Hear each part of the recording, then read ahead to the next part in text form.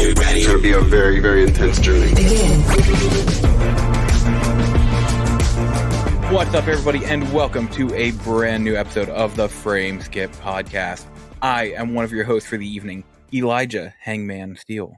And with me is Austin Phoenix Eller. He always leaves you hanging.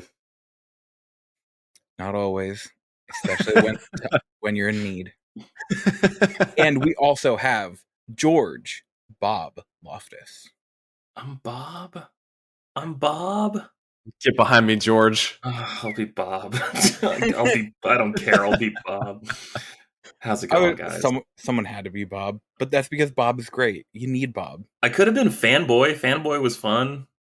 Yeah, that's true. That's a great call sign. Did you guys spend hours after seeing Top Gun Maverick coming up with call signs? Because I have a list of like 300 probably, because I'm a copywriter, and coming up with call signs is basically my job. It's just way more fun than my job. So I did that for several hours after the movie. Bruh. There's literally a site you go to where you get your Top Gun call sign. Yeah, but mine is Hayes. No, you gotta come up with your own. You gotta earn it. You gotta like know what feels right. Like, for instance, like Cannonball. Is that a good one? That's a pretty good one. It's pretty good. I like that one. It's not bad. Yeah, a little Boomerang.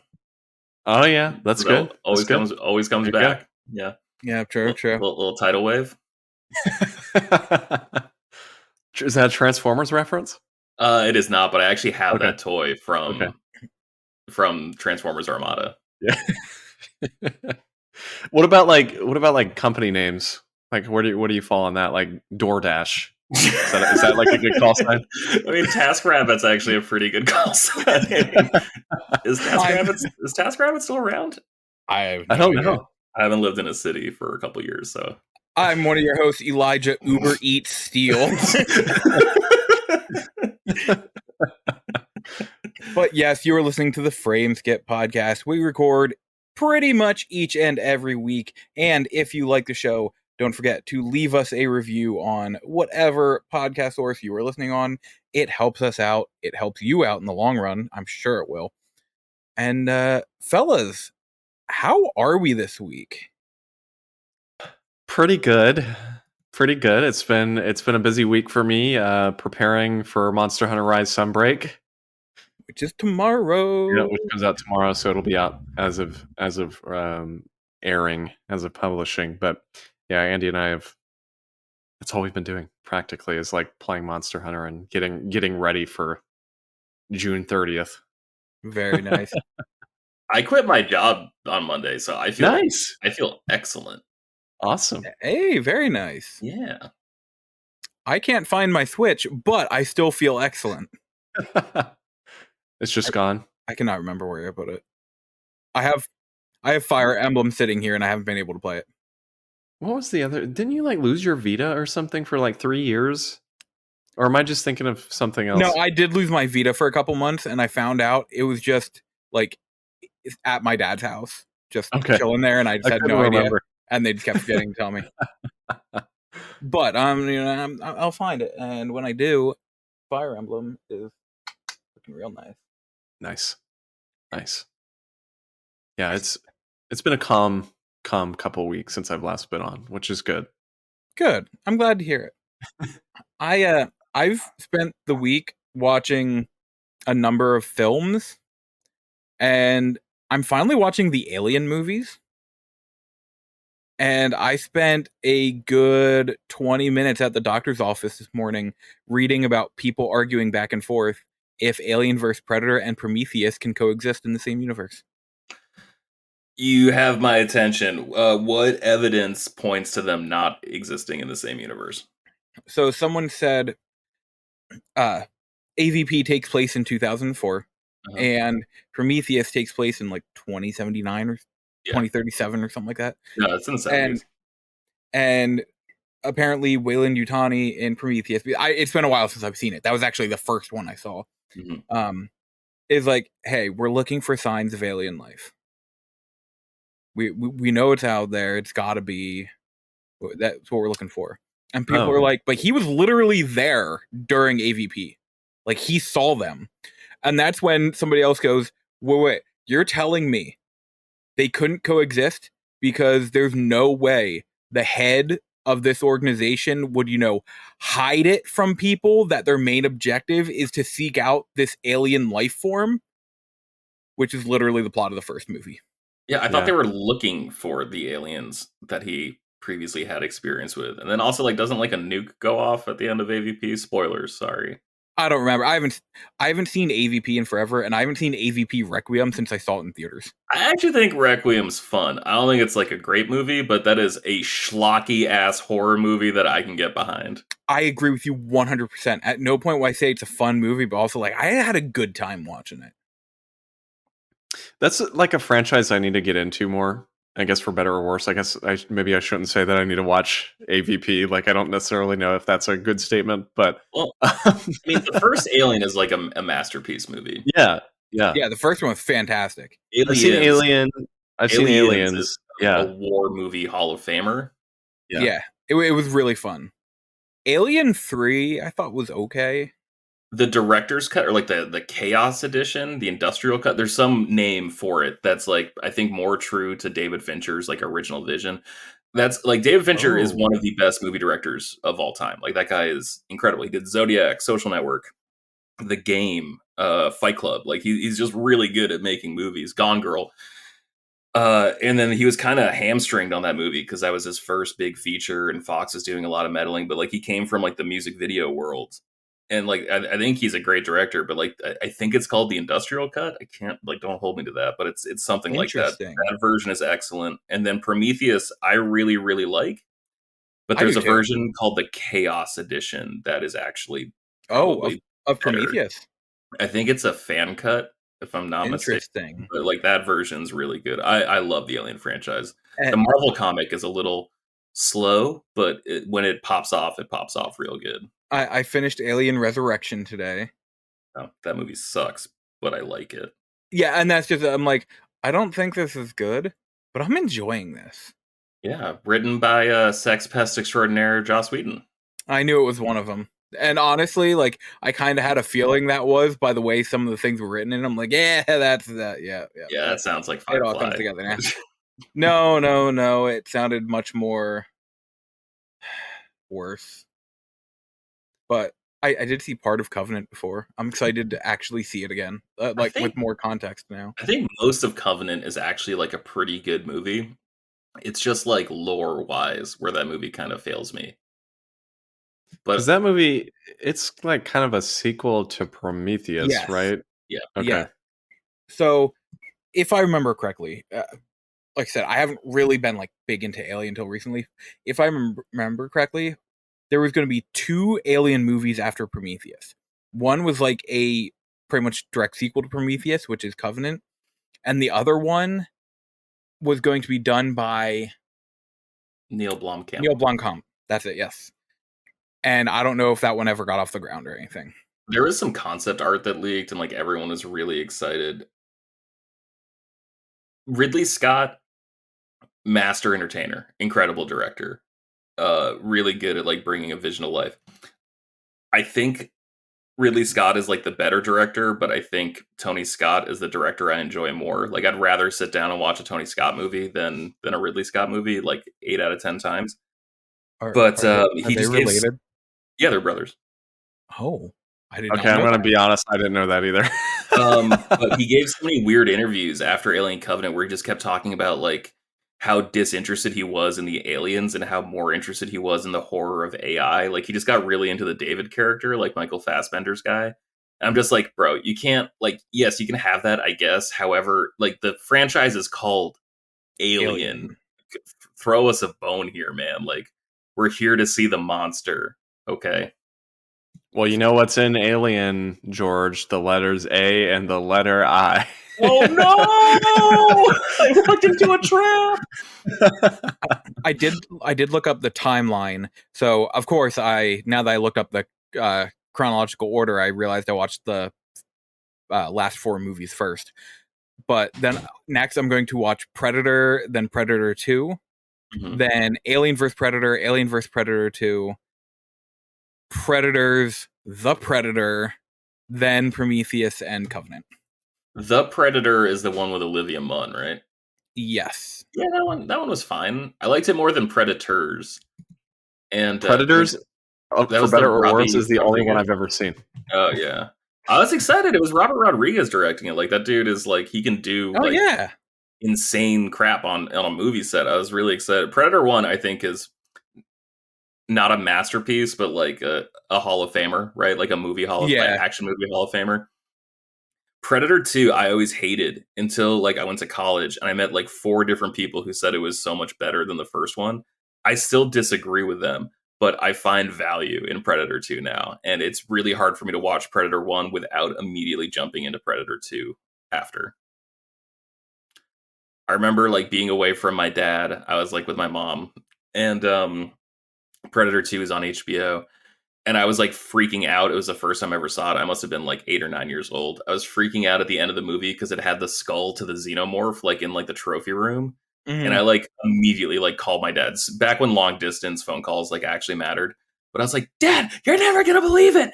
In the ship at the end of the movie with the old gun, there's an alien head. He's like, yeah, George, there's a lot of alien heads. I'm like, no, head from the alien from Alien. Like I was just like losing my mind. That was like the first big crossover. I did read at the time, like they weren't even connected or anything yet. Jackasses. Just they're like, okay, we're gonna set up this domino and then knock it down 10 years later with AVP. Yeah. But I'm also going to play Alien Isolation, which takes place in like 20... Maybe that's the one that takes place in 2030. It takes place like 5 years after one of the movies or something like that. Well, it takes place 5 years after Alien 1 because it's Ripley's daughter looking for Ripley, and Ripley is in cryo sleep and floating through space for like 75 years between Alien 1 and Alien 2. Yeah. I love Alien. Have you guys read like those comics from the 90s? That's how you know the 90s were better, because it was like Superman versus Predator, Batman versus Aliens. Like there's just all these crossover comics. The only fun crossover comic I have is Archie versus Sharknado. You know what? I haven't read that one. It's pretty great. When you guys are done, if you're listening to this too, look up a movie called Batman Dead End. It's like a fan film that someone put together, and it's Batman fighting a xenomorph. It's excellent. I remember seeing that in high school, and it like blew my mind. It was like someone's that sounds awesome. It was like someone's like reel to try to get noticed by Hollywood. It was incredible. And the last one, Aliens Colonial Marines, takes place like 2 years after Aliens. I was reading. Elijah, you don't have to play that. You don't have I started it and I'm like, this game is terrible. I'm loving it. I don't think it was that bad. Like it was just like a schlocky generic, first person shooter on PlayStation 3. Like you can't dog that one without like bringing up 100 other games to make fun of too, right? Honestly, that is fair. What was the big issue everybody had? It was like the AI or something, right? Just didn't work properly. Was that the two biggest things I heard were, one, the AI didn't work properly, and literally all you needed to do was replace a letter in the code, and all of a sudden the xenomorphs were like terrifying. But the other one is it took, like for Alien Resurrection, a total of 12 aliens were on the ship, and they almost didn't get out alive. But in the last part of the first level of Alien Colonial Marines, you kill like 50 of them. Oh, yeah, so it doesn't really make sense lore-wise. That wasn't... I remember I grabbed that game the day it came out because I was super excited. It was one of those, like, what we were shown was not what we got, like what they call that, bull shots, right, back in the day. And so, like, there was some killer trailer from Randy Pitchford and everyone at Gearbox where the game looked incredible. Like, it looked like, oh my god, this is going to save games. Like, this is going to knock Call of Duty off its high horse. And the game comes out, we're just like, well, this isn't at all what we were shown. The AI is terrible. And then it was the same thing that happens in so many Alien games, and if you ask Ridley Scott, so many movies, where it's just like, why are there so many levels where we're fighting either people or like synths, right? Like robotic people. Yeah. I grabbed Fireteam Elite for PlayStation 5, which is just like the worst God of War game you've ever played. And man, yeah, same general issues, to be completely honest, where it is just like, why are there so many levels where we're fighting AI? Like, those levels were so much easier than fighting the aliens, but also like, bro, I'm here for the alien. Yeah. Like, that quote from How I Met Your Mother, like, nobody wants to see Bruce Banner, they want to see the Hulk. like, why do you think we're here, man? Yeah, that's fair. And speaking of games, we've played some this week. Austin, why don't you tell us what you've been playing? Yeah, so like I said, leading in, I mean, I've primarily been playing Monster Hunter Rise more, kind of building up to some breaks, which I'm really looking forward to. I don't really want to go into more detail than that because I know everybody's probably sick of me talking about Monster Hunter, but I did play through and platinum Ape Escape on please PS5. Say it correctly. Ape Escape. Thank you. On PS5 through the new PlayStation Plus. I do want to buy it outright at some point because that is thankfully one of the games you can just pay $10 for. But yeah, I played through it, platinumed it. I still adore that game just as much as I do, just as much as I did 20 years ago, 25 years ago. That game holds up very well to me, and it's ridiculous. There's a lot of ridiculous stuff. The voice acting is like the most absurd thing that I've ever heard. Like some of it is just nuts. Like it doesn't make sense. Like, okay, I also played this game this week, so I want to have a little conversation with you. Yes, I actually think the person who voiced the girl did a really good job. I think the professor is like such a confusing performance and such like such a weird wrinkle in that game. I hear the PAL one is fun because it's all British voice acting. Yeah, it is. It is, and actually I think it's 2 or something. The main character is the person that voices Ash, and the female in 2 is the person that voices Misty. So it was like a strange Pokemon crossover in 2. But yeah, the worst voice acting in 1 though, George. I don't know how far you've gotten, but Spectre. I haven't made it there yet. Okay, he sounds like the most generic, like cartoon villain that you have ever heard in your life. So you grew up playing this game? Yes. That was like one of the first games I really remember playing back in the day when I was young on PS1. I really like it. It's super, like it's really rough around the edges, and so like I assume if I had played it as a kid, I'd be a little more forgiving of that. There's so much good going on in this game, though. Like, I love the music. The music is absolutely incredible. Yep. I just sat there and listened to. I was on like the second level where like you first start doing like water stuff, like the gun net or whatever. And I just like left the controller on my coffee table so I could just listen to it, and I did work, and it was excellent. I love the menu. I love like the layout stuff. The controls are just awful. Like they're like just truly terrible. Yeah, it's like a product of its time. You know, it when it released, it was essentially the like Astrobot. What's the PS5 thing that came with the PS5? Astro's Playroom. Yeah, it was essentially like the Astro's Playroom for the DualShock. It was, of course, it's still a full game, but it was intended to be here's what the DualShock can do, and here's what you can do with the extra stick. And yeah, I mean, I agree with you. I don't have an issue with the controls just because I've played through this game so many times, and I just kind of know how they work. But I'm sure that for somebody playing it for the first time, I totally understand that it would be frustratingly annoying, some of the way the controls are set up. I think it's really interesting that like so in Ape Escape you have to reclaim a whole bunch of cantankerous apes who are Apes. Cantankerous apes who are messing with your professor friend in the time machine. That's like the general story. Yes. Yeah. I think it's really interesting that like the net movement they use to catch the apes is tied to the analog stick, because that actually feels like pretty Nintendo, right? To like have like, oh no, like this is the stick you're swinging, and so like they actually give you like a stick to swing. But man, would that game be better if you could just press square to swing that net sometimes? Well, let me give you a little secret here. The PSP version, the PSP port, does work that way.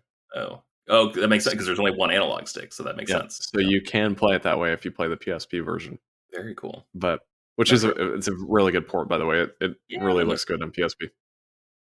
But yeah, it's a fascinating game, and I loved going back to it. The platinum, extraordinarily easy. You don't even have to 100% it. You basically just have to beat the game, get 100 monkeys, which I think by the time I beat it, I was at like 133.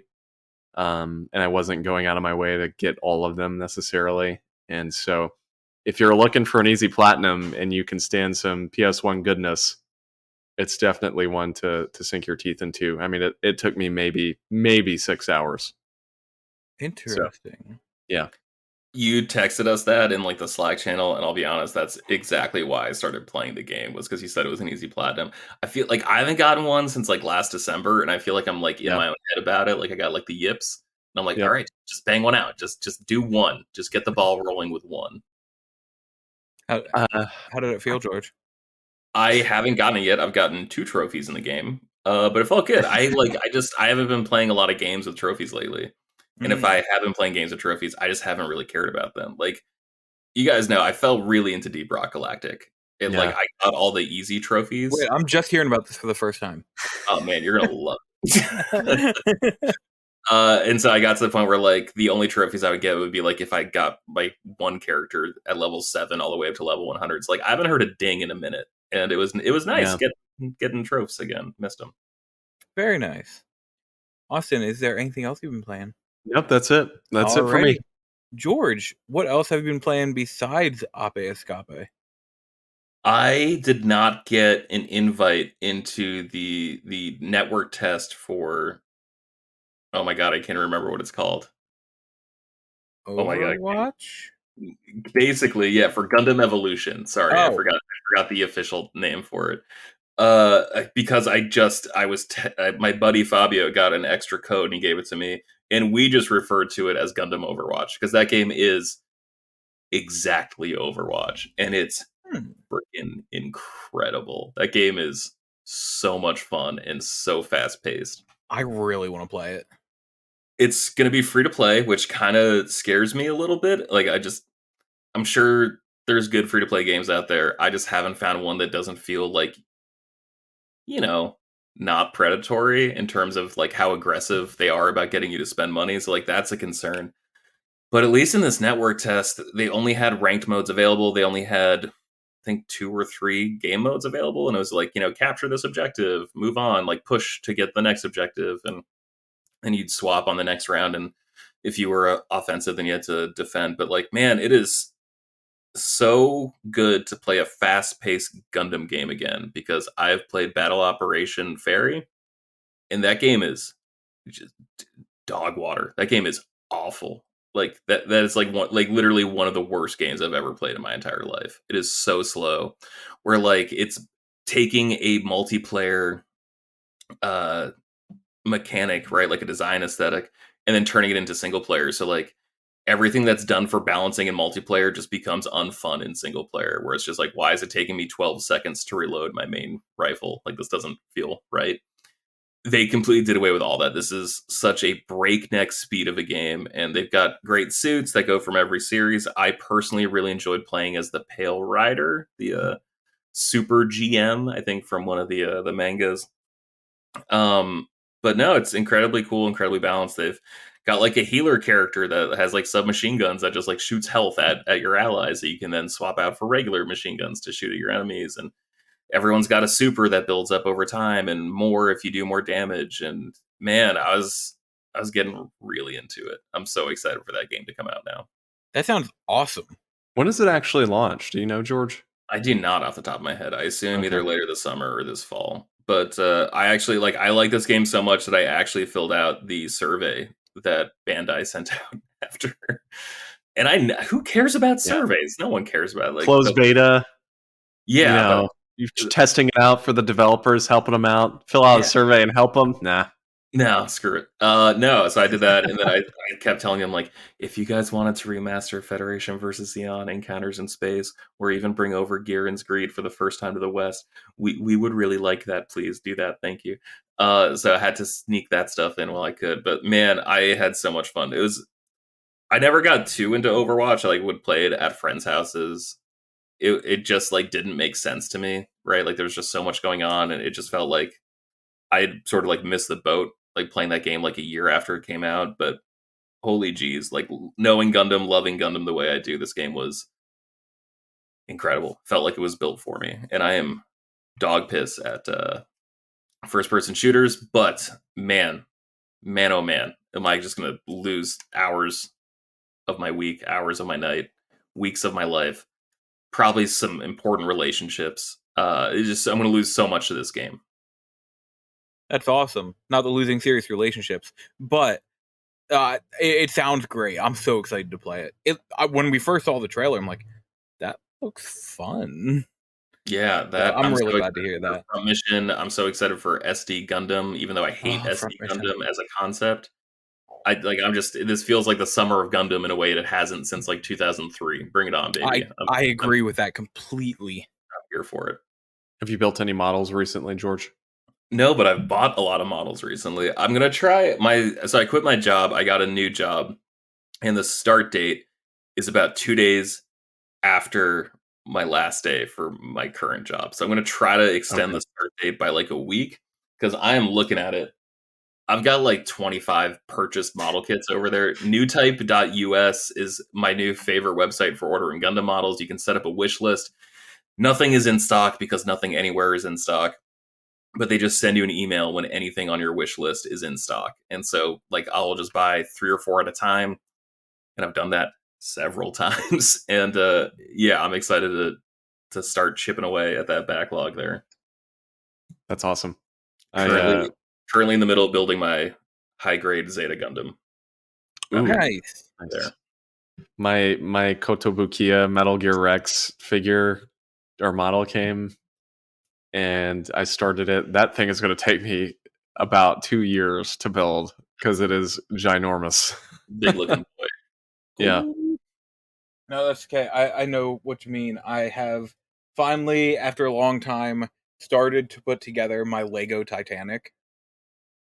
That's insane. And I got part 1 of 12 of box 1 of 3 put together so far, and it was about 2 hours. So 36 bags.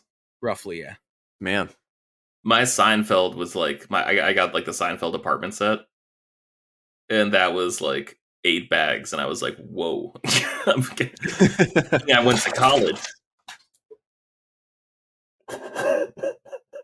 Wow, that just happened live on the podcast. Yeah, Elijah just dropped the piece that he put together. Fine. Buddy, it's like the real Titanic. Well, hopefully the Titanic's all right. Yeah, it'll float again. Hold your breath right before we go under. Did it crash into that iceberg that I see next to you? Oh, sorry, that's a PS5. Yeah, about the same size. I'm going to be completely honest. When you said that, I looked at it and I was about to make the sound of a donkey, but I don't know why, because in my mind, I'm like, I need to do a sea creature, but all that was going to come out was the sound of a donkey. I'm sorry, Elijah. Oh my God, that was hilarious. I instantly thought of that scene from Spider-Man Homecoming where Ned drops the Death Star. Well, as for what I've been playing, just going to kind of put that under the rug for now. As for what I've been playing, it's 2 games that I talked about last week, but I got a lot further in both of them. First off, Tormented Souls. I beat it this past weekend, and I thoroughly enjoyed my time with that game. Like, I beat it, and I still been thinking, like, I want to go back. I want to get the other trophies.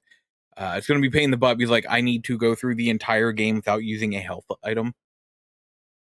So I can take like 3 hits the entire game. Oh boy. I don't know. I'm hit or miss on trophies like that. I never know how to feel about them. I mean, I know they're all skill based, but like the don't get hit or save one time or don't save at all for the entire game. It's like, okay, I guess I'm not getting that platinum.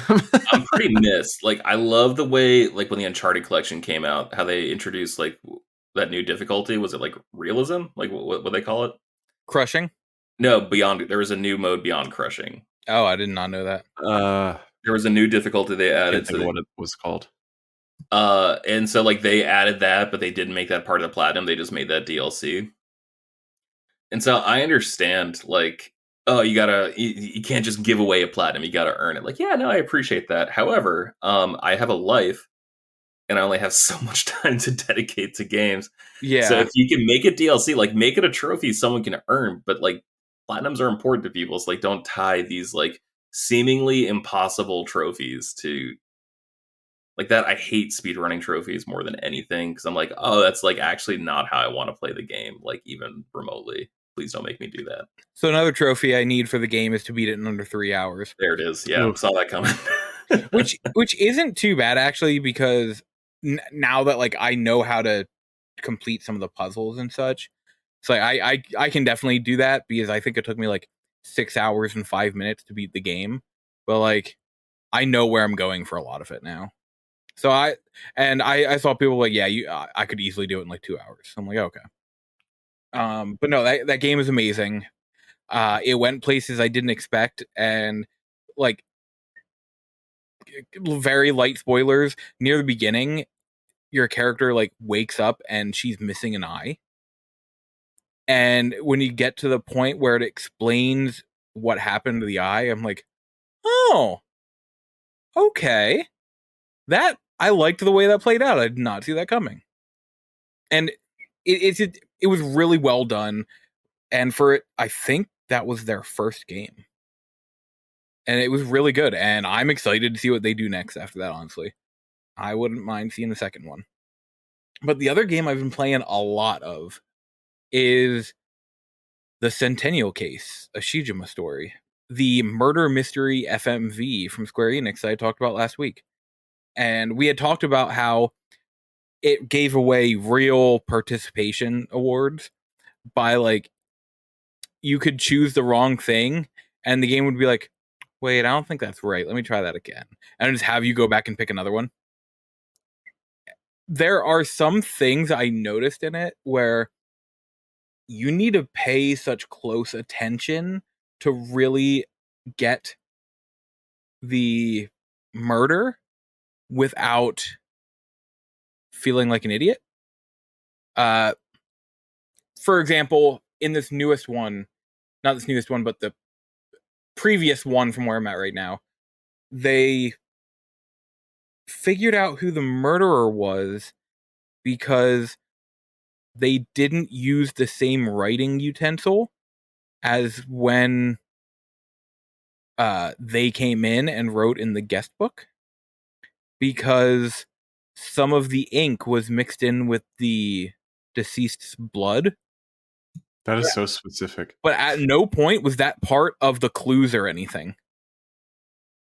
It was just an extra thing that you would have had to just pay attention to and notice. And like, when I showed the blood, I did say like, wow, some of that's really dark. But at no point would I have thought, oh, it's because this person's pen got broken in a scuffle. Yeah. And okay. The pen is a weapon.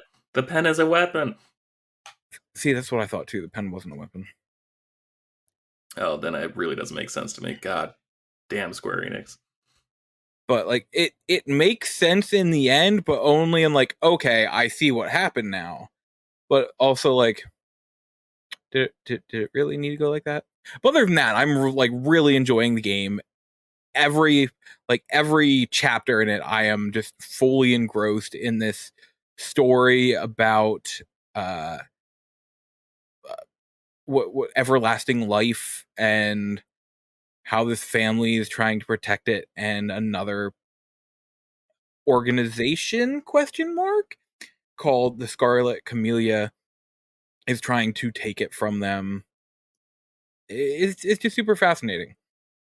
And I'm still doing what I said last week, where when I go to present the clues and who the killer is, the main character will come on screen and I'll go, "There's been a murder in Savannah." Every time. I still do it.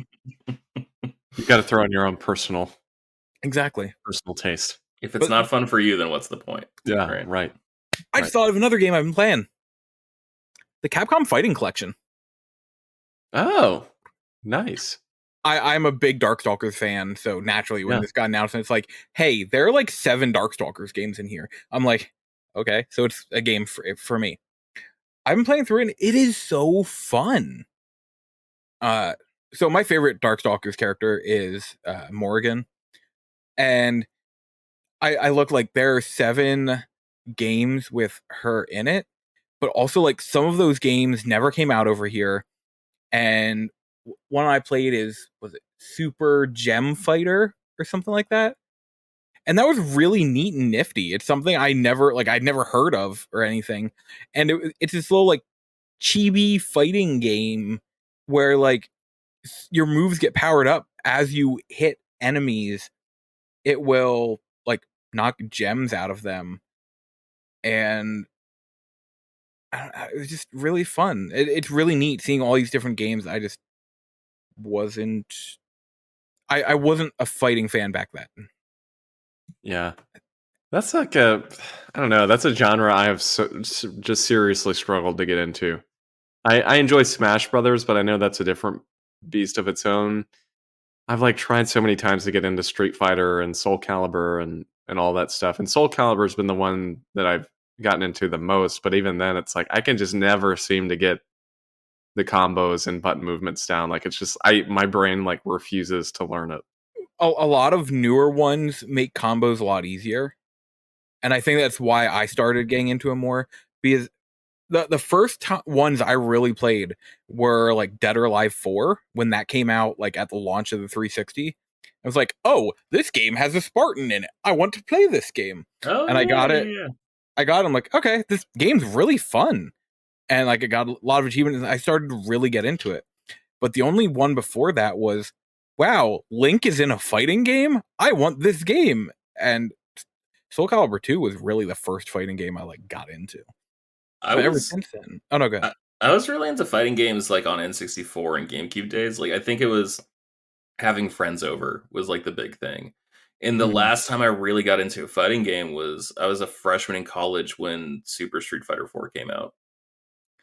And so like having a roommate, you know, going over to friends' houses off campus and like them having a 360, like I think because that was like still like Xbox Live was, you know, clearly around, but like nothing beat like a local versus game in whatever, you know. And so I think like once I lived on my own, and then once I started like living with someone who just wasn't as interested in games as I was, that's kind of when fighting games sort of fell out for me. And I've got a bunch of friends who are super obsessed with fighting games, but like the reason they love it is like the tournaments, you know, like it is the actual physical presence of playing with someone else. Yeah. And so I think once that goes away, like, you know, I can totally see like you, like I assume you love Darkstalkers because like the art style, right? Because the characters and all that. So like for the you, character designs are amazing. Yeah, for you, it is like for all intents and purposes, like a single player game, right? Where you're just like in the world. But yeah, to really get into like the nuance of fighting games, for me, like I need someone on a couch I'm going against. And like Aaliyah, my partner, she gets super into Smash Brothers for like 3 weeks at a time. And then she's like, all right, I'm done. I'm like, okay, cool. And I'll see you this time again next year. Perfect. Like we'll catch up next November. And I did. Oh no, go ahead. You go ahead first. I was just gonna say, I realized there is one fighting game that I got into when I was a kid, Bloody Roar. The dinosaurs? I loved Bloody Roar when I was a kid. The dinosaur fighting game? No, it was like the animals on PS1. What was it? You could like turn into animals or something, if I'm recalling correctly. I've never played that one. Yeah. But another really cool thing this collection does, I at one point got kind of, I was intimidated by, I looked at the trophy list. I'm like, oh, these are all pretty easy. And then you get to the trophy, beat every offline mode with every character in all of the games. And I'm like, okay, that's okay. That's a disrespectful trophy. It is, but the game does something really neat. And you can go into the like records and it'll show all of the characters in the game. And underneath it, it'll say how many times you've beaten offline mode with each one. Okay. So, because originally I was like, all right, let me write down all 10 game names and the list of every character in every game. That way I can start crossing them off as I beat. But the game itself keeps track of it, which I was very, very thankful for. And that's back when fighting games only had rosters of like 8 characters, right? 8 to 12. For the most part, yes. Okay. One that I don't think ever came over here. I don't remember what it's called, but they're all like robots that have like 25 characters. Yikes. Okay. So that's good. That sounds like actually like a good stream challenge for you. Yeah, like it is something, and I enjoyed it enough. I'm like, yeah, I'd do this. I can pop on, once every couple days and go through an offline mode in like 25 minutes. Mm-hmm. And I'll gladly do it. I haven't started it yet, but I picked up a game called Pocky and Rocky Reshrined, which apparently is this old like shoot 'em up series from the like Nintendo, Super Nintendo I've never era. even heard of it. And I thought it was like a remake or that. It's not. It's a continuation of the story. So I looked up and I'm like, oh, maybe I'll look at grabbing the other games. I'm gonna not do that probably ever. How much were they? The first, you know me, I'd like to get the games complete. The first one was, I think, 700. The Game Boy one, I think, was 800. And the Super Nintendo one is going for 1,500. Jesus Christ. Oh my God. Which kind of makes me happy. I grabbed this one because I'm like, well, yeah, just in case I have it now. Jeez. Pocky Rocky fans are eating well with their rare video games. Right? But that's all we have been playing for the week. How about we talk about the major thing that happened yesterday? Okay, really quick though. If you have to choose between like a video game and a down payment on a car, I just want you to repeat what you're about to do out loud before you do it. Either way, I just want you to do that. Just for anyone listening who's how much was the last one you said? You said it was 1,500? 1,500. Good grief. If I remember correctly, which I'm pretty sure I do. I bought a vinyl for my birthday is coming up in a couple of weeks. I bought a vinyl for my birthday that was $130 because it was like a limited press of like a band I really liked by some like British store that was limited to 500 copies. And like I felt guilty about that. Also, if you can spend $1,500 dollars on a video game, you're probably doing all right for yourself, right? Like you probably, if you can do that, you're probably like, whatever. I had gold in my toothpaste this morning. It's like, okay, we live different lives, but good God, man, that is just abstract. Probably playing on that Gucci PS5 that they released. Oh yeah, for sure. Yeah. Pocky and Rocky for the Super Nintendo, $568.71. Pocky and Rocky with Becky for the Game Boy Advance, $999.80. And Pocky and Rocky 2 for the Super Nintendo, $14.40. Elijah, what's the most expensive video game you've ever bought? Like price I paid for it? Yeah. $475. Was that the Rose Rule one? of Rose, yeah. Rule of Rose. Austin, can you think off the top of your head the most expensive video game you ever bought? Oof. Honestly, I don't know that I've ever bought anything above MSRP. If I have, it's only been like a few bucks over. I mean, most expensive would probably be like collector's editions. I've never gone out of my way necessarily to buy like super high priced old games or anything like that. I bought.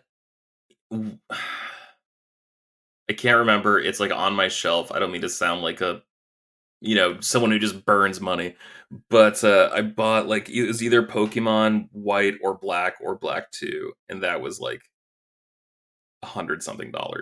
Yeah, which sucked because like literally right before COVID, like the December before COVID, I went down to LA. I visited my brother. I stopped by a GameStop in Culver City, and they still had DS games, and I bought the other one. Whichever one I didn't buy the second time, I bought the other one for $50, like with a case at GameStop. And then by not the next June, but the June after, that's when every like collector's thing started skyrocket. Like not started skyrocketing, but had skyrocketed.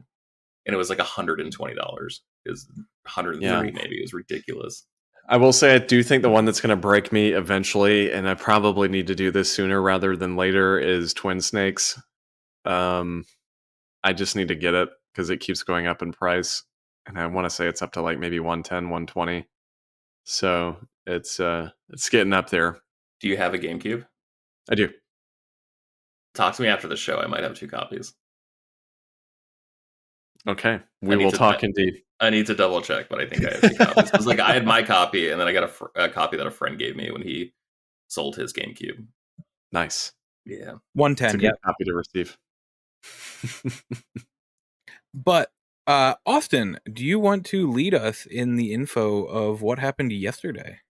Yeah. So yesterday, Nintendo kind of had been set up for a little while. It had leaked probably about a month ago that the date was going to be, around this time frame, whether it was June 28th, June 29th, that Nintendo would be doing a direct. And of course, they pretty much announced it, I want to say like 24 hours prior. They were like, hey, we're doing a mini third-party direct specifically. And I thought they showed off some pretty interesting stuff. I didn't think it was like the strongest direct necessarily, but there were some really good titles mixed in there. I mean, they showed the Mega Man Battle Network collection with like 10 games, if I'm not mistaken, which I think that was really the big announcement of the show for me. The Portal 1 and 2 collection for Switch kind of got stealth dropped. They came out and said, hey, this is coming out today for $20, which I'd say is a decent deal for a game that's a couple games that really haven't been available on modern systems.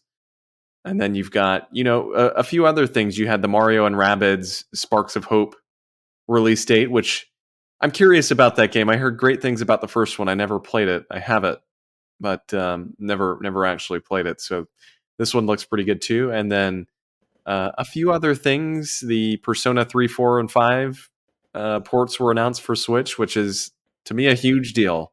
I played a lot of 4 Golden on Vita, and that was just the best place to play it for me. So I'm looking forward to having these all on the go again.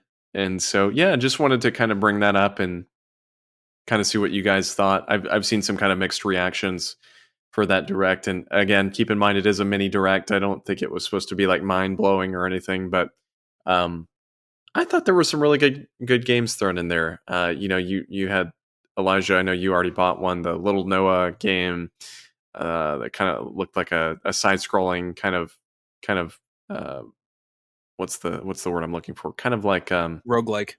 Yeah, roguelike type game, and that looks really interesting. And a few other things. Harvestella is a new game from Square Enix that they announced. Oh, it's really neat. Yeah, it looks really interesting, kind of like Harvest Moon type with a little more RPG elements. There were a lot of games that had like farming. Yeah. Oh in yeah. it, right? Like that. Yeah.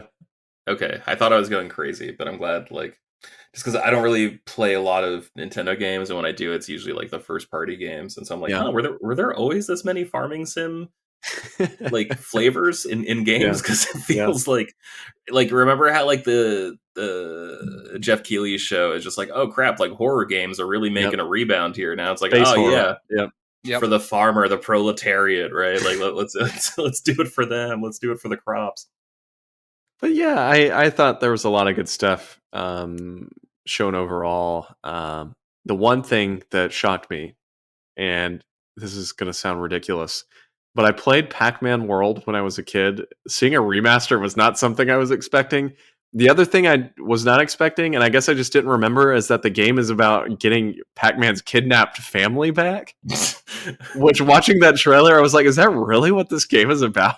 Yeah, Taken was actually based off the Pac-Man game. So, I mean, what did you guys think about the direct? Again, I know it was a smaller situation, but I thought there were a pretty good mix of titles in here. I really liked it. I mean, and honestly, this is kind of when they call it a direct mini about third-party partnerships. I'm like, this is what I expected, honestly. And they showed off some fantastic things, like the Mega Man Battle Network collection. I never expected, but also keeps going to show you that Capcom understands people like their old games that are now unplayable. So it's like, people can't play these. What if we sell it to them again? Okay, we'll gladly buy them like this. Dude, and those games are so good. So good. I cannot wait to pick up the collection. It's just it's a little weird to me. Like, you remember when Netflix was awesome because everything was on Netflix? Yeah. And then NBC was like, why are we just getting a portion like of royalties for people watching The Office when we could just have our own streaming service and get like actual subscription? Like, why? It's like taking a long time, I feel like, for games to do that. Because we have Ubisoft doing it, we have EA doing it, but like I can totally see a world one day where like Capcom does it, right? Mm-hmm. It just has like, okay, play They've every got the Capcom library. game. Yeah, for absolutely $10 a month, right? And so part of me is like a little bummed out that like stuff like that isn't happening, but also like I would so much rather buy a game once than pay a monthly fee to play it over and over again. I only played one Battle Network game. I'm actually like really excited for that collection. I just love that, like the GBA aesthetic, the color palette, the sounds, super super nostalgic for me. So any way to get closer to that, and I'm incredibly in. Yeah, it's those games are really special too. They were very different at the time for Mega Man, and so and honestly, the stories, from what I'm remembering, the stories in those games are surprisingly good.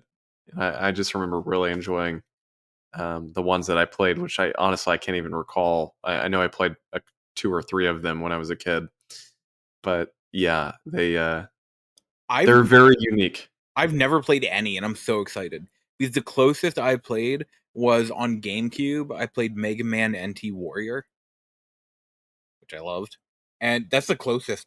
But I really like that, and I've heard amazing things about these games. Like I've heard they're so fun, and that, like from what I've seen of the combat, I'm all in. So I'm really excited to be able to finally have a chance to play these games and not have to pay an arm and a leg to get them. Yeah.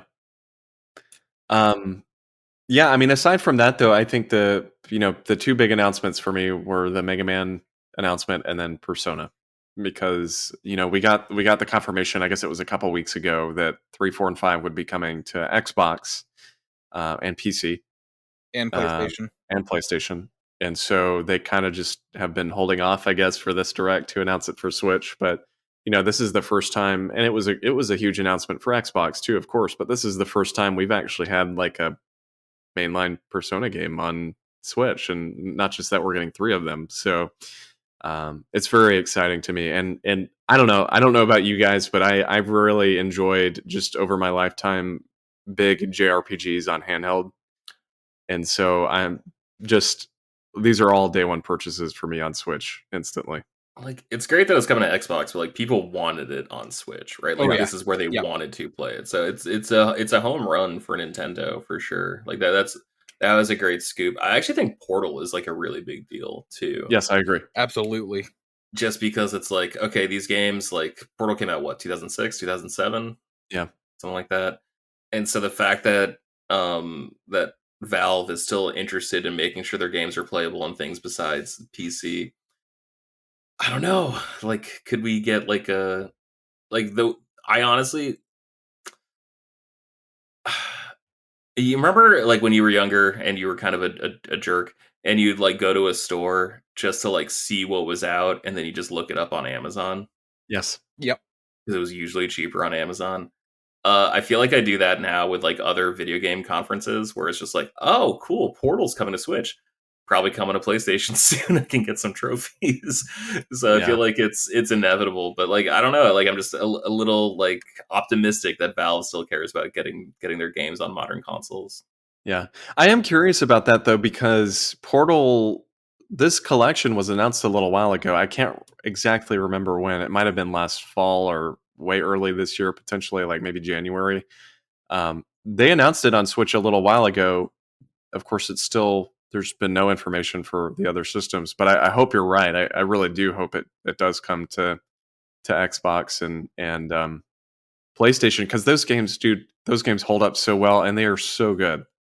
The level design in those games alone is some of the best. I mean, the puzzles and the way the mechanics work, it's fantastic. So yeah, that for me was an instant purchase when they were like, yeah, it's out today. And it's $20 for both of them, which I think is a pretty good deal. That was my next question. Yeah, that's it.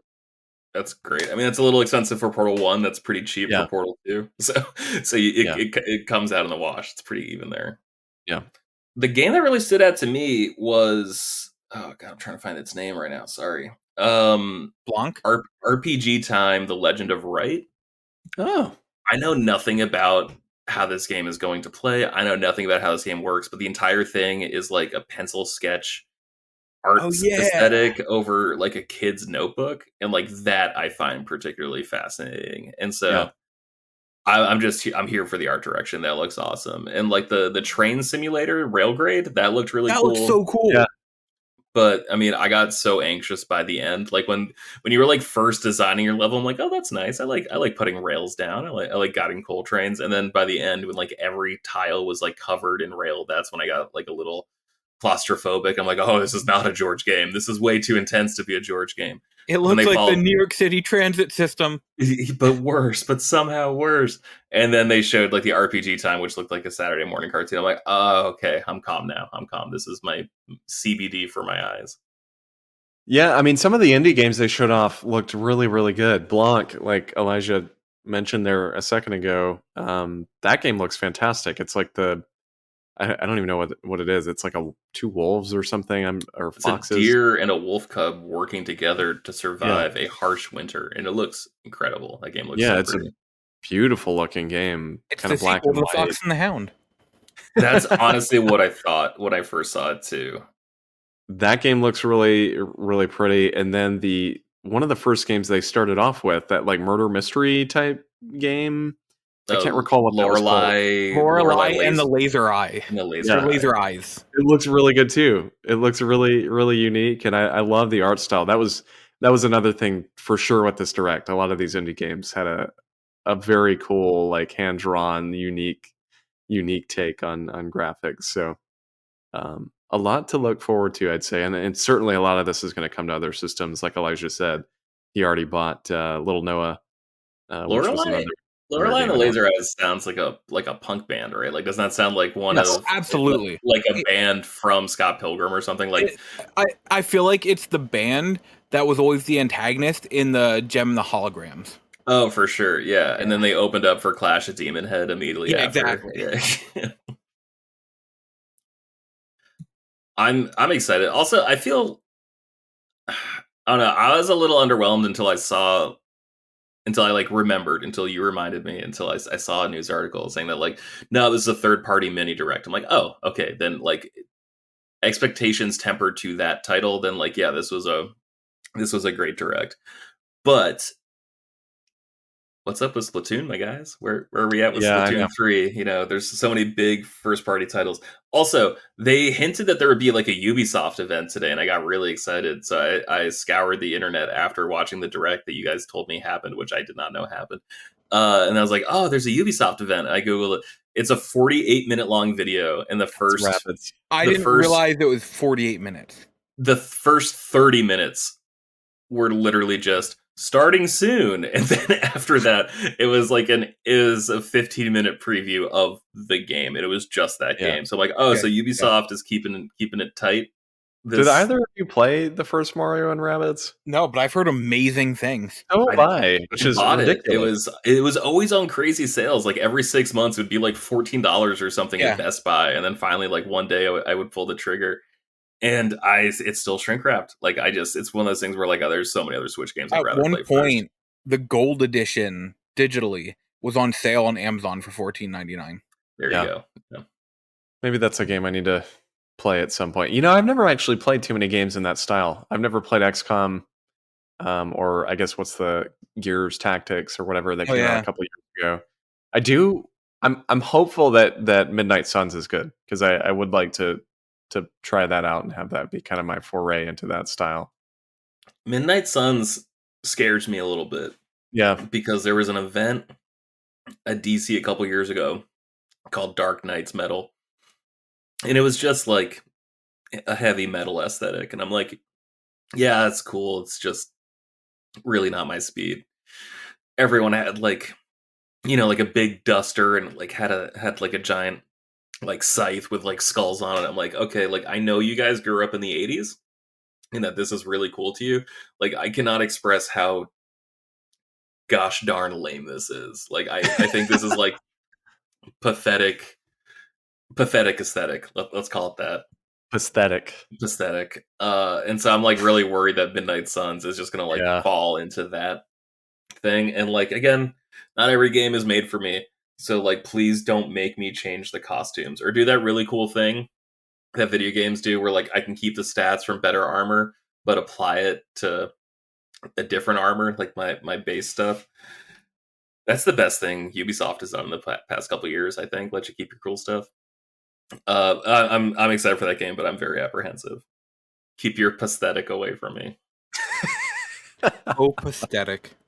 You know how you know pathetic is done? It's when you throw it to the wall and it sticks. That's how you know pathetic is done cooking. Oh my god. On that note, does anybody have any more comments about the mini direct? We'll get like a first party direct soon, right? Like August, I hope so. September. I hope so. Sure.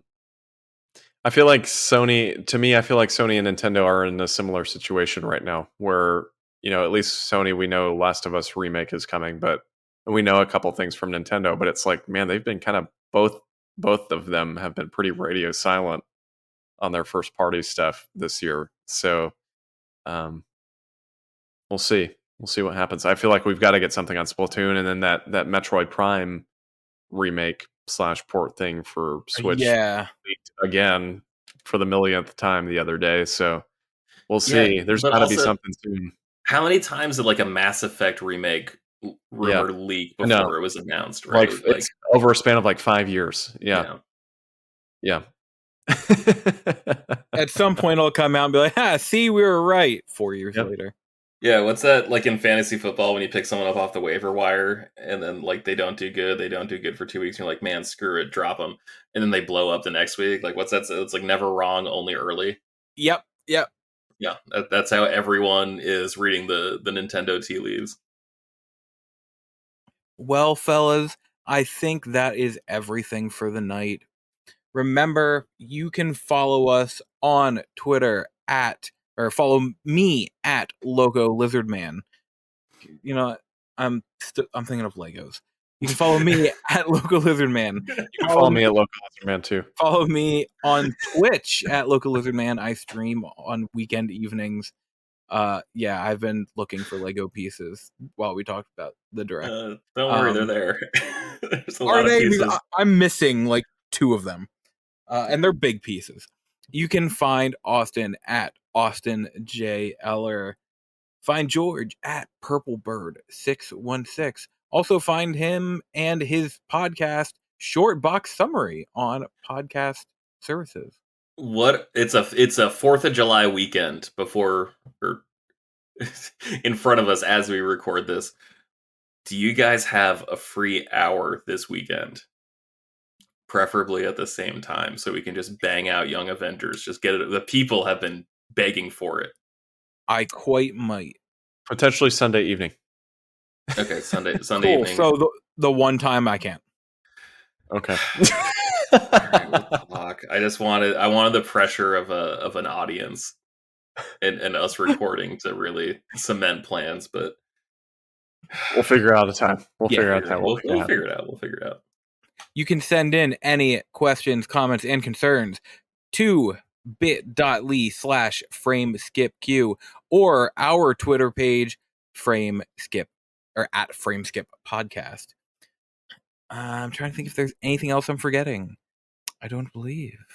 Like us, rate us, give us a review on the podcast service of your choice. Yeah. Smash that like button. Smash that like button. Ding that bell. Gently press that like button. No pressure. Whatever you're into. No pressure. Lightly press. It wouldn't take much pressure. Okay. And we will see y'all next week. Until then, good night, listeners. Good night.